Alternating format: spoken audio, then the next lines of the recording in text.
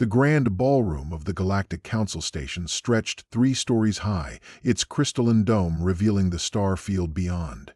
Princess Zyveth of House Meridian stood at its center, surrounded by lords and heirs from 20 systems, each more desperate than the last. Her skin shimmered with pale lavender tones, bioluminescent patterns pulsing beneath the surface in rhythms that betrayed her exhaustion. "Your Highness, my fleet could protect your world's trade routes," Lord Vaskil pressed, his golden eyes gleaming with ambition. "The alliance would benefit both our houses." She smiled politely. Empty words from another ambitious lord who saw only her title, her planet's resources, her bloodline's ancient power. Across the hall, near the engineering access panel someone had forgotten to seal properly. A human knelt with diagnostic tools spread across the floor. He worked quietly, methodically, as if the grandest social gathering in the sector wasn't happening 3 meters away. Zyveth found herself watching him instead of listening to Vaskil's rehearsed proposal. The human wore a simple gray utility uniform, dark hair falling across his forehead as he concentrated on calibrating something in the wall panel. His hands moved with practiced certainty, making minute adjustments to circuits that most species couldn't even perceive. "Princess?" Vaskil's tone carried an edge of impatience. "Forgive me," she said softly. "Your offer is generous, but I'm not considering alliances at this time." She moved away before he could protest, her ceremonial robes trailing across the polished floor. The other suitors tracked her movement like predators, already positioning themselves to intercept. Crown Prince Javel from the Crimson Expanse, Duke Raytheon of the Outer Marches, even Ambassador Quellen, whose species had 3 genders and was offering the courtship rights of all 3.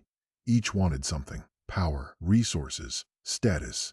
The princess who could command gravitational fields with thought alone. She reached the engineering access panel and stood there, grateful for a moment of peace in the shadow of the alcove.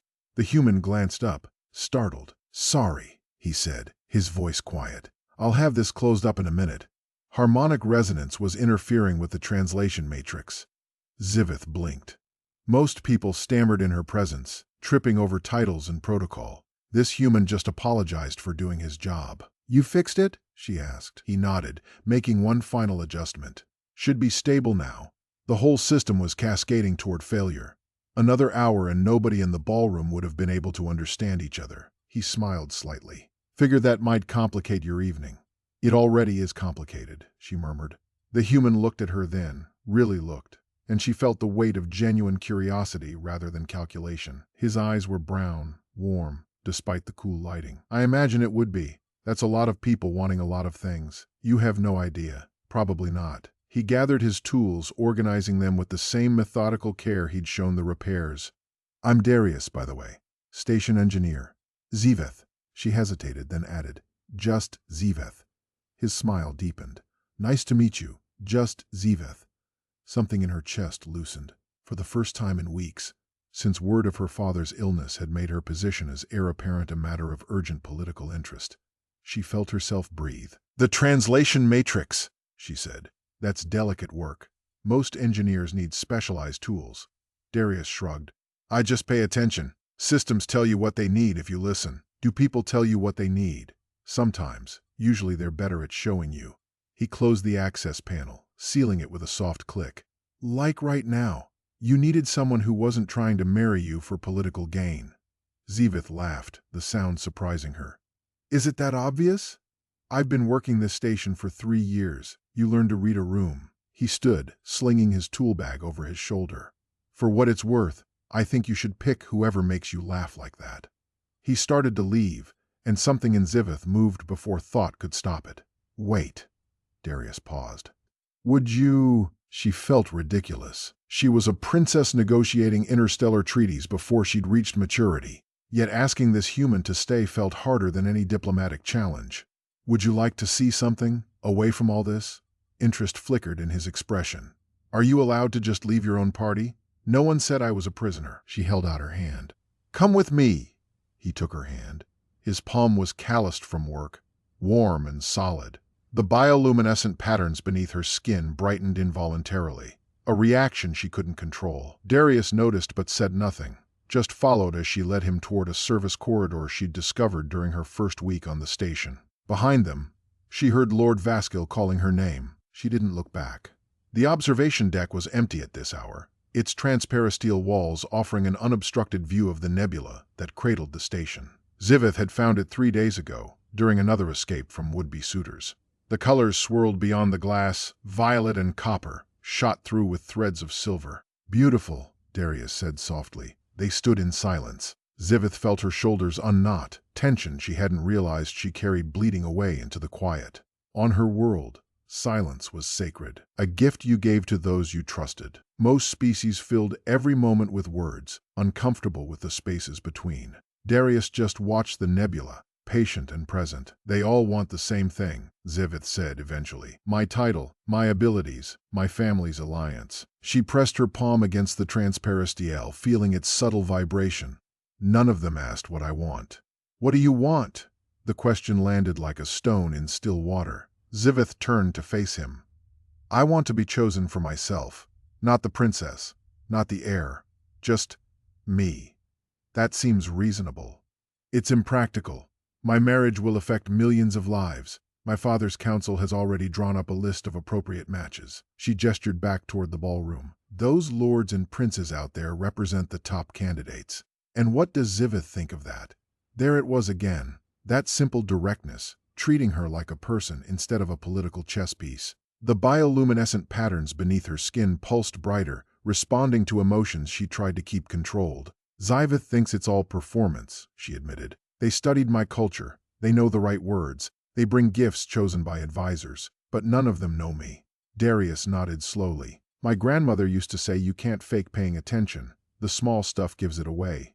"Like translation matrices?" "Exactly like that." He smiled. "You notice what matters to you. I pay attention to how systems work, because I care about them working right.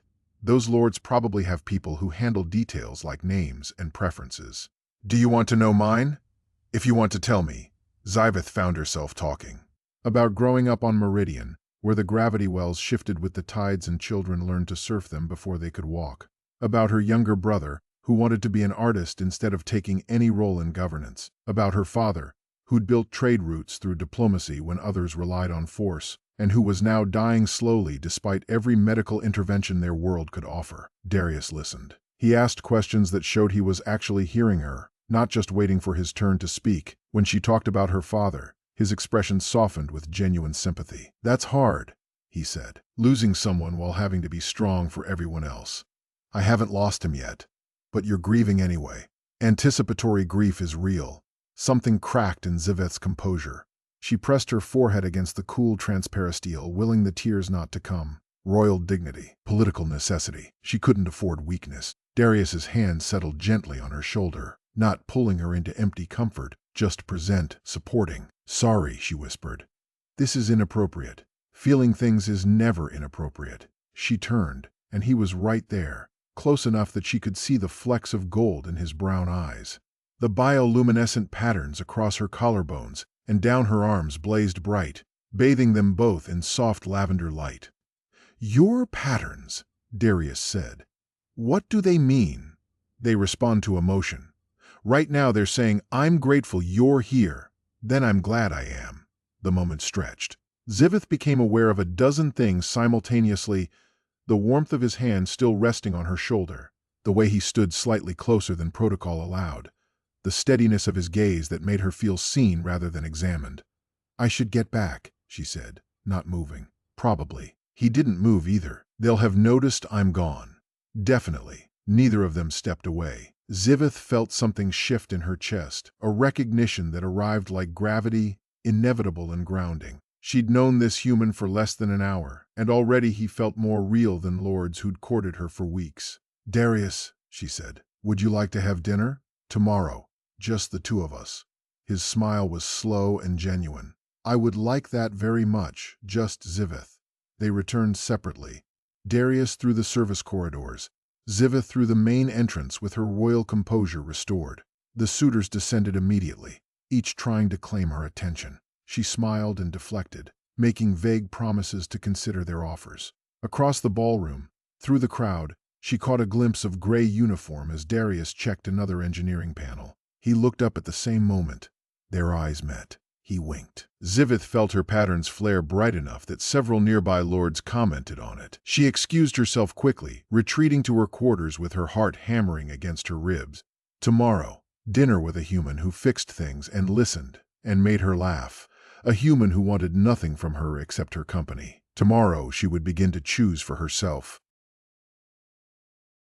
If you have enjoyed the story, tell YouTube to send you more stories like this by subscribing to this channel, liking the video, and leaving a comment.